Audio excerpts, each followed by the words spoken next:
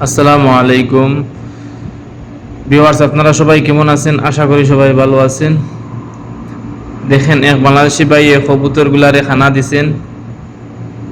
ছোট্ট একটি ঘরের মধ্যে কতগুলা কবুতর, ঘরগুলা দেখেন।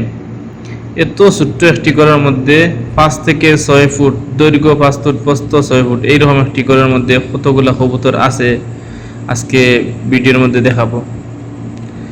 দেখেন, এখানোর মধ্যে কতগুলা ডিব্বা আছে, রঙ্গর ডিব্বা, টিনের ডিব্বা, তেলের টিন আছে। এগুলার মধ্যে তার বাসা দেওয়া হয়েছে, একটার উপরে আর একটা উঠাইয়া।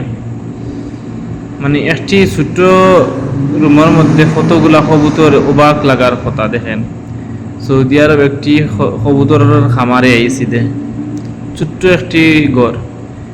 মানে ডিব্বা থাকি, একটা ডিব্বার মধ্যে স্বামী স্ত্রী দুইটা থাকে। দেখেন, ডিব্বা থাকি কবুতর খুব বেশি, প্রত্যেকটা ডিব্বা দুইটা দুইটা আছে। তারপরে ওবার দেখেন নিচে কতগুলা থাকছে, মানে ডালের মধ্যে কতগুলা বসছে। ও পরিমাণ কবুতর একটি খামারের মধ্যে, ছোট্ট একটি রুম। এই রুমের মধ্যে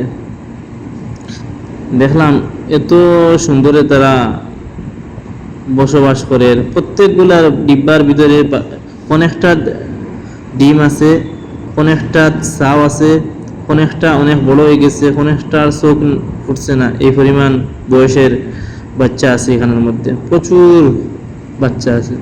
যতটা বড় কবুতর আছে ততটা আবার ছোট কবুতর ডবল। এগুলা কবুতর মাসে একবার বাচ্চা দেয়।